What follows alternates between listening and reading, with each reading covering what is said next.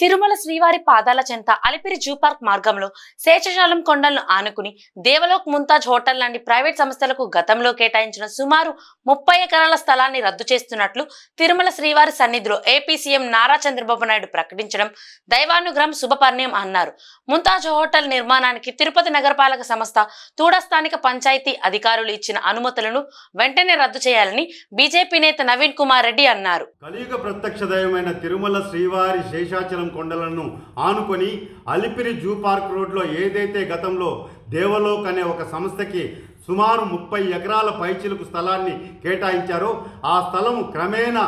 Private వ్యక్తుల చేతుల్లోకి వెళ్ళిపోతుందని చెప్పని ఇటీవల ముంతాజ్ హోటల్స్ అని అక్కడ పునాదులు ప్రారంభించడం జరిగిందని పనులు, అదేవిధంగా ఇతరులు కూడా అక్కడ నిర్మాణాలు చేపడుతున్నారని చెప్పని భక్తులంతా ఆవేదన ఆందోళన చెందడంతో ఈరోజు సాక్షాత్తు రాష్ట్ర ముఖ్యమంత్రి శ్రీ చంద్రబాబు నాయుడు గారు తిరుమల పర్యటన సందర్భంగా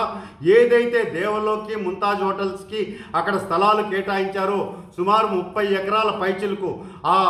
జీవోని రద్దు చేస్తున్నామని చెప్పి ప్రకటించడం ఇది నిజంగా వెంకటేశ్వర స్వామి అనుగ్రహంతోనే చంద్రబాబు నాయుడు గారు మంచి మనసుతో ప్రకటించారని చెప్పని శ్రీవారి భక్తులుగా మేమంతా కూడా అభినందిస్తున్నాం, స్వాగతిస్తున్నామండి. నేను టీటీడీ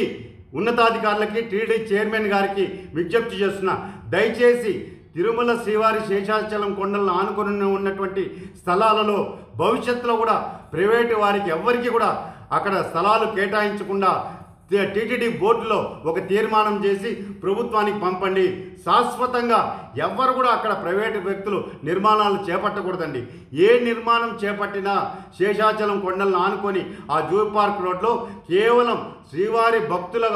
సౌకర్యార్థం వసతి సముదాయాలు మాత్రమే, అక్కడ వైద్య సదుపాయాలు కానీ అలాంటివి నిర్మాణాలు చేపడితే ఎవరికి అభ్యంతరం ఉండదు. కానీ ప్రైవేట్ హోటల్స్కి